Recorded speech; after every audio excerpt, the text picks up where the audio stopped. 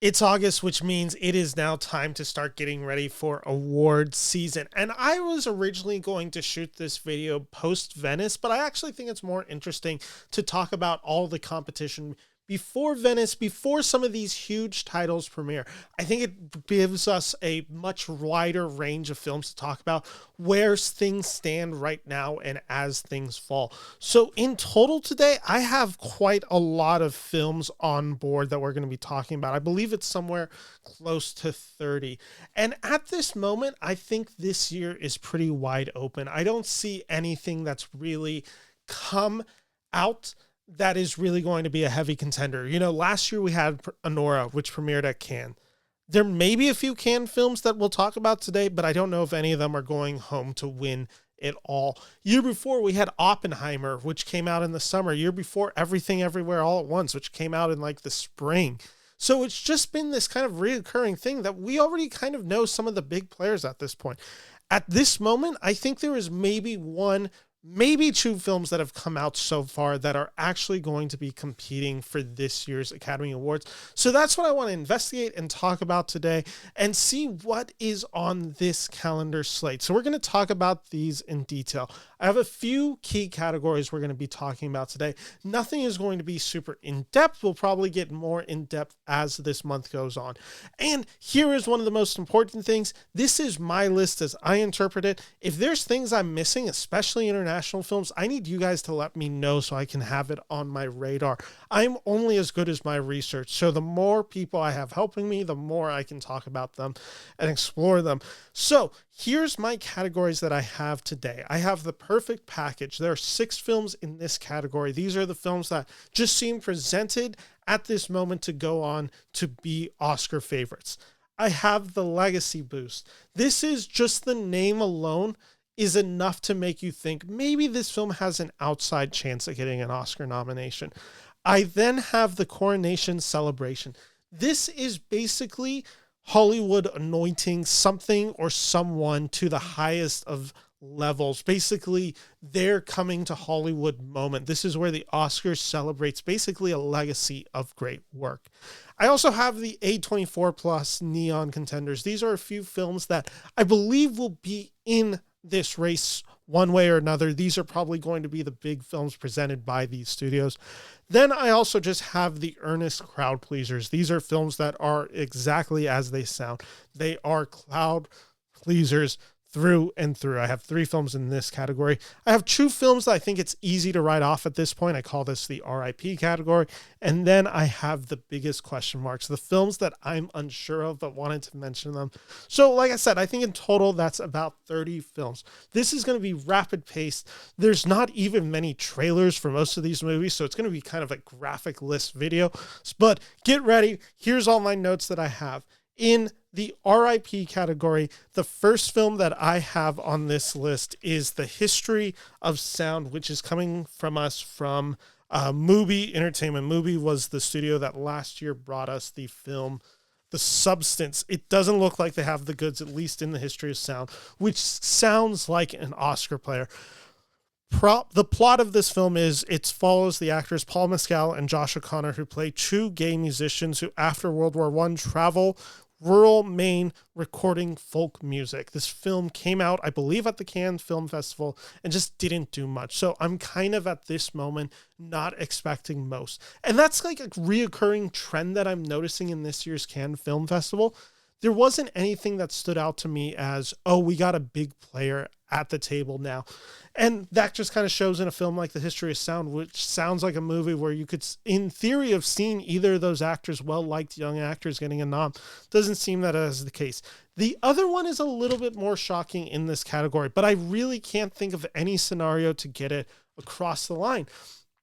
And this is just bad planning by Neon Entertainment, which is The Life of Chuck is dead in the water. I saw this movie in June. I like this movie well enough. I think it certainly has a crowd pleaser element from Mike Flanagan's telling the story of this character of Chuck, played by Tom Hiddleston, and basically exploring his life from beginning to end. I like this movie. It was a huge crowd pleaser last year at the Toronto International Film Festival, where it premiered. Key phrase, last year, Toronto International Film Festival.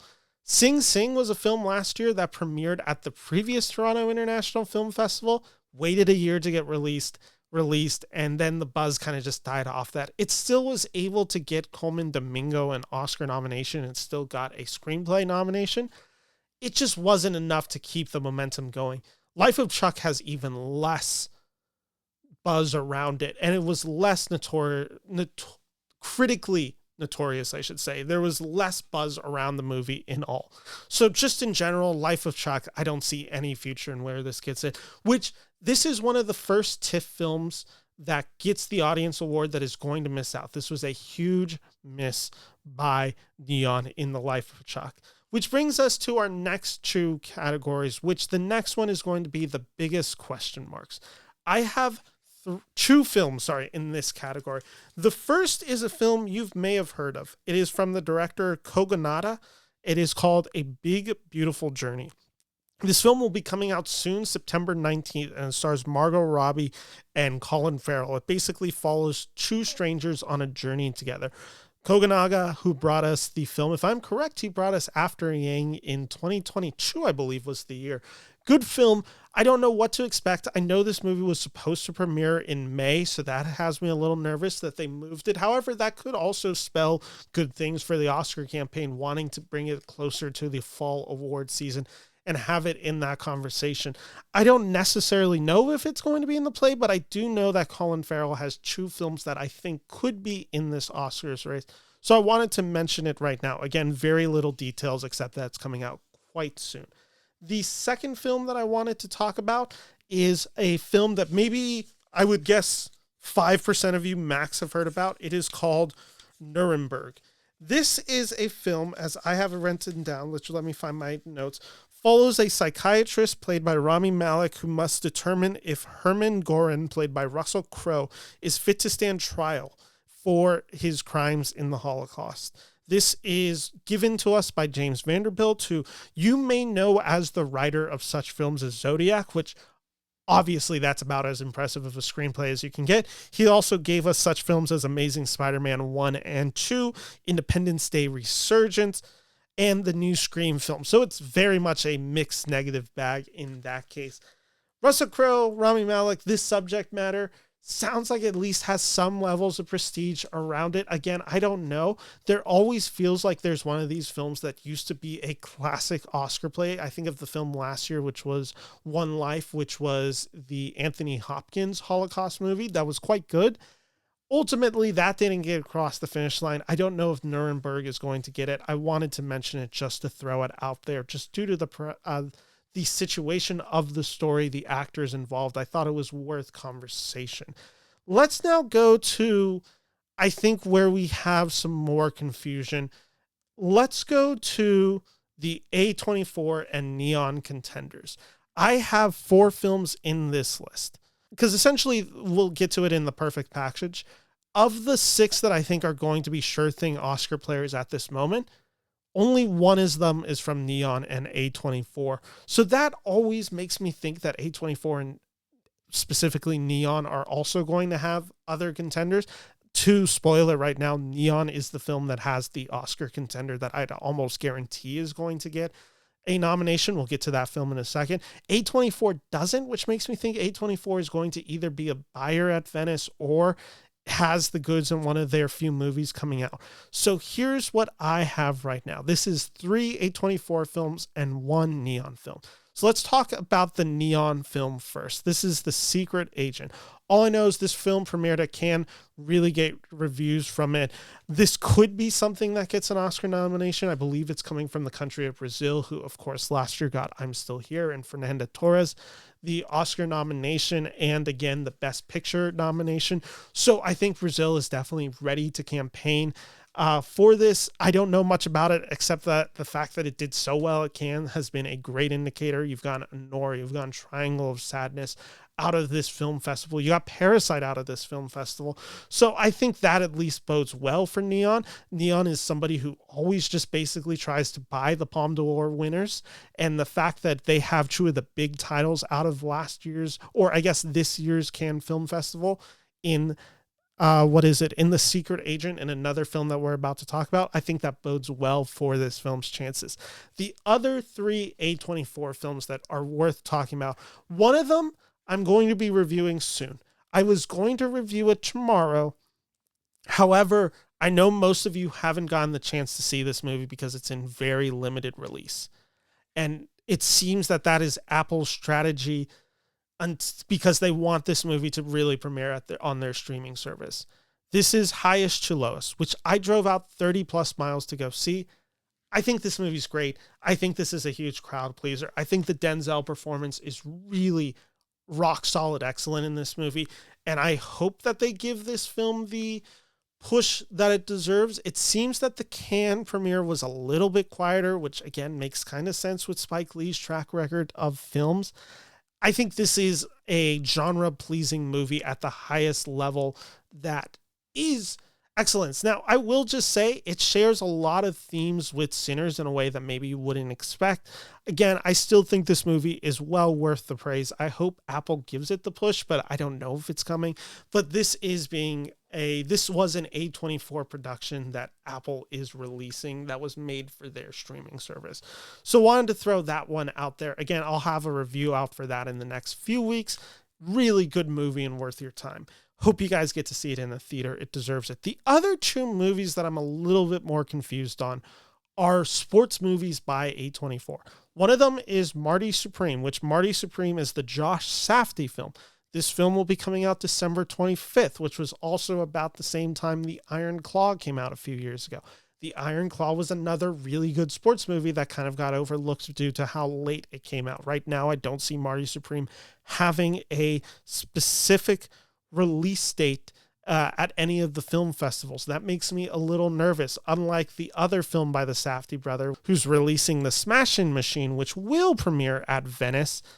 That's where I'm like, well, that one maybe the Oscar player. Josh Safdie is somebody that I think is maybe a little bit more strong-headed in Hollywood, where Benny Safdie seems to be more willing to play the game of the Oscars and like work with all these actors. And obviously, Benny Safdie himself is an actor. He's going to be in the new Christopher Nolan movie, The Odyssey. He was in the last Nolan film. He is somebody that is establishing himself as a director, actor. He might just be more friendly.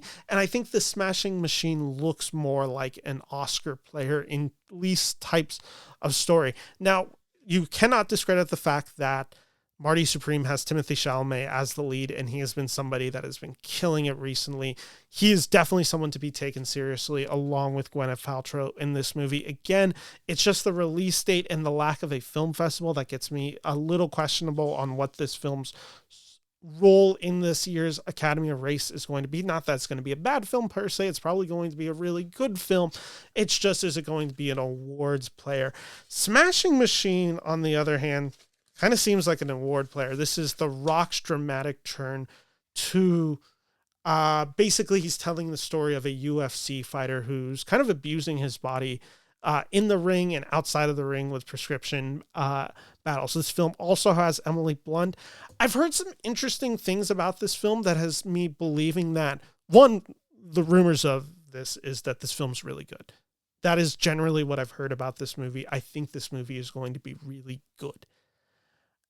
The other thing, though, that I've heard is that this movie is a little bit more unconventional, and if not satirizing the typical rise and fall story of sports movies, then it is definitely poking fun of it and is at times satirical. Again, I don't know if that's true. I don't know if this is going for a more comedic level. I've heard the performances are great in this movie. I've heard The Rock is going to impress. I've heard they're very happy with this film. Again, does it mean it's an Oscar contender? Again, I know for a fact that it is premiering at Venice, so that is something definitely to look out for. And I think it will quite literally be coming out at the end of August at Venice, so we'll have news on that one soon, and we'll see if that one is an Oscar player. So those are the A24 and Neon films, which now let's lead over to the Coronation Celebration. I have 5 films in this category, which these are the 5 films that at this moment, I think there is a lot that could happen that could essentially this is when they recognize somebody who is of the talent, who's been working in Hollywood either for a while or has been doing something interesting, that now this is going to be their celebration. I think of somebody like Bong Joon-ho, who is an perfect example of this. Somebody who'd been working in Hollywood for a number of years, was well respected, finally had the film, had the goods to get him over the line and get him that big win. The year where people can finally celebrate. And even in some ways, Christopher Nolan's a good example of that with Oppenheimer. 5 names in this. Let's just talk about the one that originally I was much higher on until I learned that this film actually premiered at Cannes, and I didn't realize that, which made me a little worried because I'm like, where's the conversation on this movie if it does have a chance? It is Nouvelle Vague, which is the Richard Linklater movie coming out for Netflix. This is a film that follows the shooting of the film Breathless by Jean-Luc Godard, which basically kicks off this era of French cinema in the 1950s. This film stars Zoe Deutsch. It premiered at the Cannes Film Festival. This will be coming out October 31st in the US. Earlier release in France that month. Originally, I had this in my top 10 for the Oscars. I'm like, okay, this is the year Richard Linklater has had his year with Boyhood, where that felt like a coronation in some degree, but obviously he loses to Birdman. Maybe this is the year with this subject matter. Things that get me a little worried are the fact that it premiered at Cannes, apparently to really good reviews, but I kind of wish I was hearing more about this film in the race. I don't think many people have it high on their list, so that's where I'm getting a little concerned, where I'm like, because this is not going to be a film that necessarily appeals to the mainstream audience. I do think a film about the making of Breathless by Godard is just not inherently mainstream. Maybe it's going to be a crowd pleaser. I don't know exactly, but that's where I got a little concerned about this. But I wanted to throw it on this list. This could be a Netflix contender. Some of the other ones, and I think this one might be more likely, it is After the Hunt, which is Luca Guadagnino's new film that I think is generously, I could call this a movie about cancel culture and the exploration of that on a college campus. This film stars Ayo Edebari, Julia Roberts, and Andrew Garfield. Basically, Ayo's character accuses the Andrew Garfield character of misconduct, and Julia Roberts is, I don't know if she's married to him or they're just close colleagues, and she's now kind of caught in the middle of this. MGM released this. MGM usually is pretty good for one Oscar nomination film each year. Last year, it was Nickel Boys. The year before that, it was American Fiction. So they've been pretty good at getting one film in there. After the Hunt certainly feels like that. Luca has been somebody working in Hollywood. He's been booking roles left and right, films left and right. He's been getting A-list actors to book roles with him. I don't know. This could be a coronation for him. This could be a few years after his not debut, but his Hollywood breakthrough with Call Me By Your Name, that I could see him getting this level of acclaim soon after. So I am putting After the Hunt on this list for sure from MGM. Other big ones, Father, Mother, Sister, Brother, which is the new Jim Jarmusch film. This is the other movie film. I don't know much about this film. I have a few notes on it. I know it stars Adam Driver in this. You also have Cate Blanchett in this film. You have Vicky Krieps and you have Mayim Balak. This film will be coming out August 31st at Venice. Jim Jarmusch, someone who has certainly been working in indie filmmaking for a while. I don't know if this is going to be the crowd pleaser / this is going to be the breakthrough for Jim Jarmusch. The other huge film in this category, which I don't know if it's really a coronation because the other film of this series came out last year, but it could be the idea of we wait until the end to reward this film. And that is Wicked for Good, which is obviously the conclusion to Wicked, which was such a big hit last year, especially at the box office and at the Academy Awards. Could this film kind of elevate itself to now being a Best Picture frontrunner? I think it's certainly in the conversation. My fear of it is I generally think people consider part 2 of the stage play to be the weaker half. Now, true, they are giving more to this story. They are adding quite a bit to it, and it is going to be playing with the legacy of the Wizard of the Oz. I could see people being annoyed by that. I also think the trailer kind of looks better. I think they fixed some of those color grading issues that I had problems with last time. Wanted to throw those all out as potential nominations. Now let's move over to the earnest crowd pleasers. I have 3 films in this category. The first one is one that we've already gone to see, and we know the quality of it. It is F1 from Apple. Now the reason I mention it is because I do think this will get a number of below the line nominations, or at least be in contention for that. So I want to at least give it the credit. I do think it has that crowd pleaser element. This movie has done really well at the box office, especially internationally. F1 is a very global sport. I don't think it's going to break into the Oscar race. However, I just wanted to throw it out as a crowd pleaser. And the fact is, I think we will at least see a few Oscar nominations for this film just out of the below the lines categories. The next one I have is one of the films that we actually have seen some footage for. It is Rental Family, which do I have any notes for Rental Family? Yes. So this film is going to premiere on September 6th at the Toronto International Film Festival. People's Audience Awards, this has been a huge correlation for Oscar nominations. Putting that out there because this film looks like it could be a audience pleaser. This film will be premiering in the United States November 21st. This film follows a lonely American actor played by Brendan Fraser, who begins working for a Japanese rental family service to play stand-in roles in other people's lives.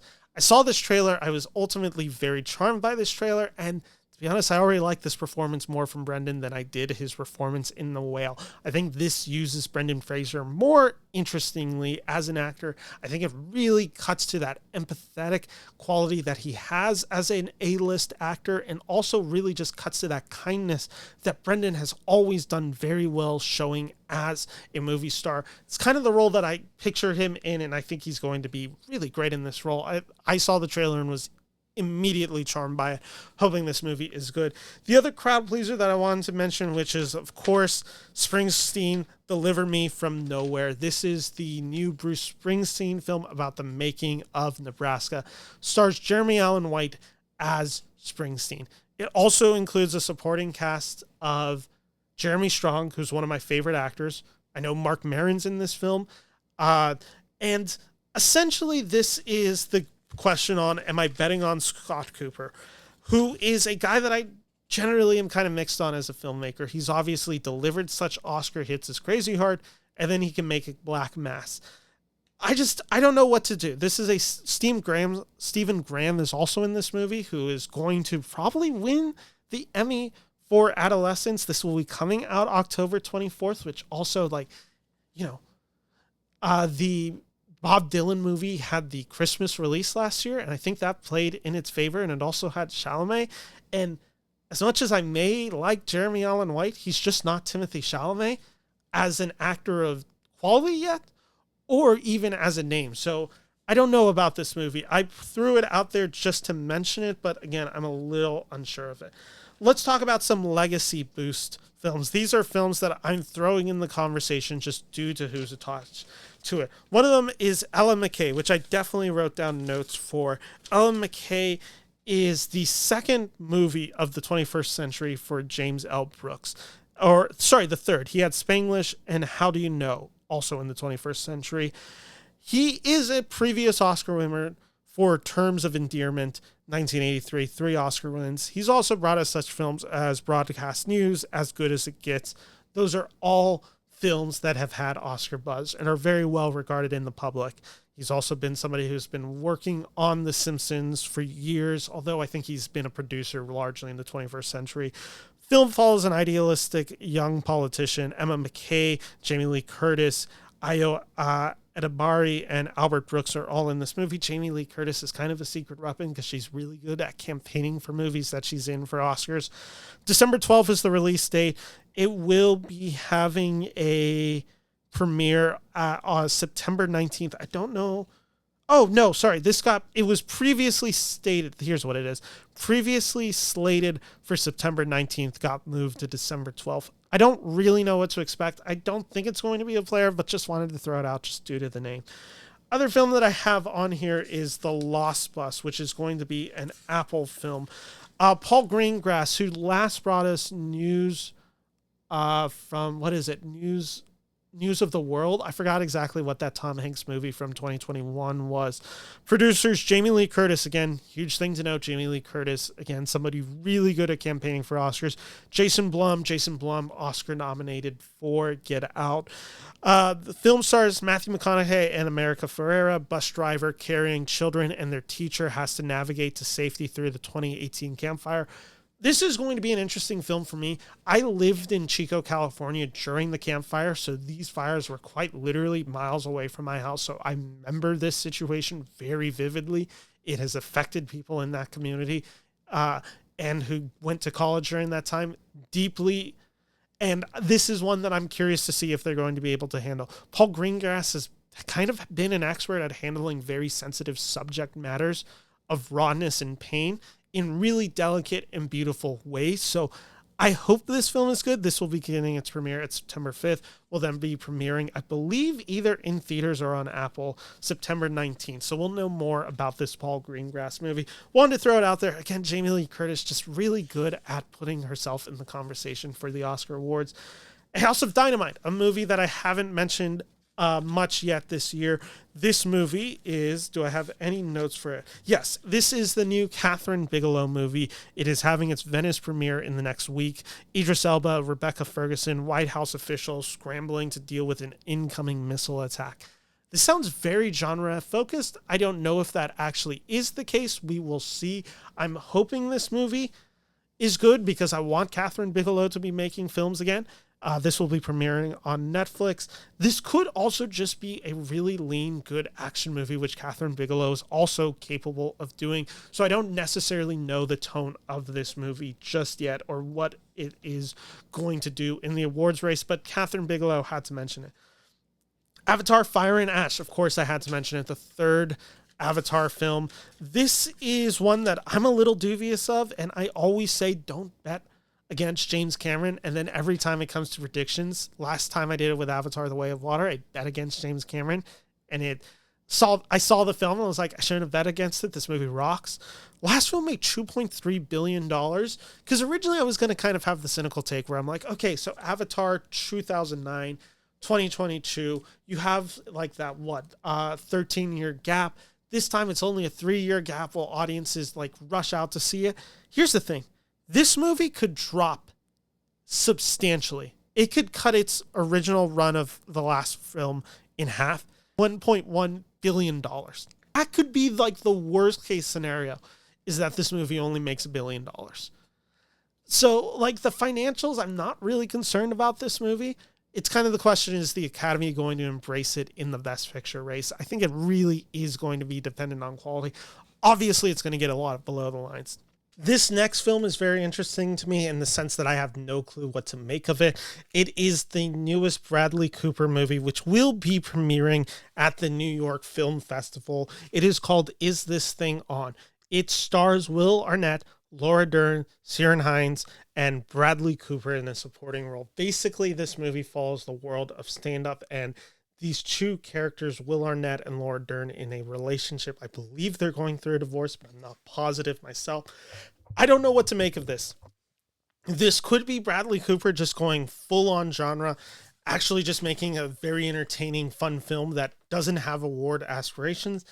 Kind of feel like Bradley Cooper doesn't really do that, so that would be that would be something different from him. So that's where I'm putting this movie in the award conversation. But again, maybe we'll find out really soon that that's not the right case. Wanted to mention it just to let people know that it is coming out. This is a film that Searchlight Pictures is releasing. The last film in this legacy category that is definitely worth talking about, it is Guillermo del Toro's new movie, Frankenstein. This will be premiering at Venice in just a matter of days, August 30th. This is Guillermo del Toro, Oscar Isaac, Jacob Elordi, Mia Goth, Christoph Waltz. This movie will be premiering, I think, the first week of November. They just announced the release date. I'm very excited about this movie. I hope this movie is great. I have high hopes for it. And again, this is just like a clear, easy, below-the-lines category. Guillermo del Toro will always get that love. Is it enough to break into the Best Picture race? At this moment, I'm unsure, but I definitely think it's worth talking about. I've heard this movie is more of a fun monster movie, not necessarily has that element of prestige like some of his past few films have had. I've heard this one is more in line in kind of the modernization of the Universal Picture horror films. Again, that's just from a rumor. I don't know if that's actually true. So those are the legacy boosts, which leads us to the last 6 films. These are the 6 that I think at this moment are going to be Oscar players. I'll go from 6 to 1. Number 6, this is the one that I have some question marks on. It is Hamnet, which is the new film from Chloe Zhao, who won her last... Sorry, I should state that better, because her last film was not Nomadland. Her last film was Eternals. Nomadland was the film that came out before that. That won her Best Picture and Best Director, and obviously won Frances McDormand her 3rd Oscar. This film is going to be premiering at TIFF with a November 27th release date. It follows William Shakespeare and his wife Agnes following the death of their son. Jesse Buckley and Paul Mescal are the leads in this movie. A lot of really good qualities of this. I've heard the book that it is based on is extremely beautiful. I'm putting high expectations on this movie. We'll see if it pays off. We'll find out soon with TIFF just around the corner. Coming in number 5, this is also a guy who's been an Oscar player now for a number of years. It is Yorgos Lanthimos, his newest film, Bugonia. Him reuniting with Emma Stone, who has been something of a muse of his the past few films. This is going to be released by Focus Features, which I should just mention is also the studio releasing Hamnet. This film follows the character of Emma Stone, who is a CEO, is kidnapped by, I think, one of her employees, played by Jesse Plemons, because they believe she is an alien. Now, I could be wildly off, and this film doesn't have any Oscar aspirations. Again, his last film, Kinds of Kindness, is example that he doesn't always have to play in the prestige reign, I guess you could call it, whatever you want to say it. Yorgos, Jesse Plemons, Emma Stone, Stavros is in this movie. I don't know. I have high hopes for this movie being good, and just Yorgos and Emma Stone is just a pairing that I'm not going to bet against right now, especially with a film coming out in the fall, unlike Kinds of Kindness. Number 4 on this list, and I know some people are going to think this is too high, especially because right now it does not have a premiere at one of the film festivals. I don't care. When you have Paul Thomas Anderson and Leonardo DiCaprio in a movie, I'm betting high on it. One battle after another. This is Warner Brothers' $150 million Paul Thomas Anderson film starring Leonardo DiCaprio that will be coming out end of September. This is a highly political text, as I've understood it, and it's probably going to be extremely controversial. Leo has always done well in this category as Best Actor. Paul Thomas Anderson is obviously an Oscar favorite. I don't know. This could be a year where he gets anointed. I don't know. Again, I'm just refusing to bet against one battle after another right now. Number 3 on this list, I have a film that will be premiering at Venice shortly and then premiering November 14th to the public. On Netflix, this is Jay Kelly, the George Clooney, Adam Sandler, Noah Baumbach film, which follows an aging movie star played by George Clooney and his agent played by Adam Sandler. I've said it on this channel for about a year now. I have heard this is going to be Netflix campaigning for Adam Sandler for his Oscar. I've heard they're fully backing him right now, that they are going to put a push. Obviously, Adam Sandler has really helped establish that streaming service and brought them a level of legitimacy through him being like one of the first big movie stars to move over exclusively to their channel. I think Netflix is going to go all out for this movie, and they've been a champion of Noah Baumbach. Obviously, that paid off very well for them with a film like Marriage Story, and then they let him do White Noise, which kind of came and went, although I really like that movie. So I have high hopes for this movie as well. Number 2 on this list, I have Sentimental Value, which is a film that I don't know much about, except that you're going to have Stellan Skarsgård in this movie, who's already kind of getting so much acclaim for Best Supporting Actor. He was great in Andor this year. This is the follow-up for the director of The Worst Person in the World, which I believe Joachim Trier, I believe is how you pronounce their name. again, this film premiered at Cannes, and this was one of the noisiest titles. Neon picked it up. Neon is clearly running this film. I think you can have high hopes for this movie, and it seemingly is already paying off. This movie is already kind of one of the front runners this early in stage. And then number one, and it should be no surprise, and this is also kind of because this is all the films I've talked about, this is the one that I've seen and can definitively talk about. It's Sinners. Ryan Coogler's massive success this year that is both a vampire genre story and is also an exploration of Black ownership, of music, of history. It is such a thematically rich movie that really resonated with audiences. That is a great genre movie and also a great movie with a lot of ideas at the center. I love this. It's my favorite movie of this year. It certainly doesn't seem to be slowing down anytime soon. I just think this is going to be another Ryan Coogler love fest. They've done it in the past with Black Panther, and they even, if I'm correct, they gave Creed a few nominations. I don't know. I think the importance of this movie is really going to just play with the Academy Awards. I don't think it's actually going to stay number one, but I do think it is for sure going to be in the top 10. So right now, my list as I have it, and these rankings will change over time, but the power rankings at this moment, I have Sinners from Warner Brothers, Sentimental Value, which is Neon, Jay Kelly from Netflix, One Battle After Another from Warner Brothers. I then have Bugonia from Focus Features at 5, and then Hamnet at 6. At 7, I have After the Hunt, which is Luca Guadagnino's from MGM. At 8, I have... Where's my 8? Did I forget to write down an 8? Oh, I have Wicked for Good from Universal Pictures. At 9, I have The Smashing Machine, is the A24 one that I'm putting right now. And then at 10, I'm going to give it another Neon film. I'm going to go The Secret Agent from Neon. I forgot to, let's just talk about what I now call my number 11, because I forgot to talk about this film. Ballad of a Small Player from Netflix. This is the new Colin Farrell movie that is directed by the guy who's brought us Conclave and All Quiet on the Western Front, Edward Berger. Now, this is a film about a gambler. I don't know much about it. I know it is based on a novel, if I'm correct.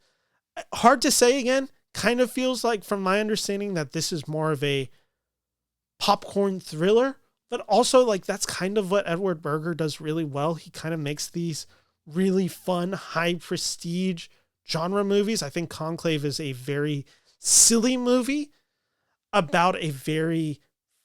It's the highest elevation of an airport novel is what I'm trying to say, which Ballad of a Small Player could be. Right now, I have that at my number 11. I totally blanked on mentioning it, but Edward Berger has been on such a roll the past few years that I'm going to throw that in. So that's my list right now. Behind Ballad of a Small Player, I have, what is my 12? I have, oh my gosh, where is it? Oh, Avatar, Fire and Ash. I have Frankenstein right there. And then I have Rental Family. Rental Family is also right there. So we'll see how this list looks in a few days. Thank you to everyone who stayed with me on this video.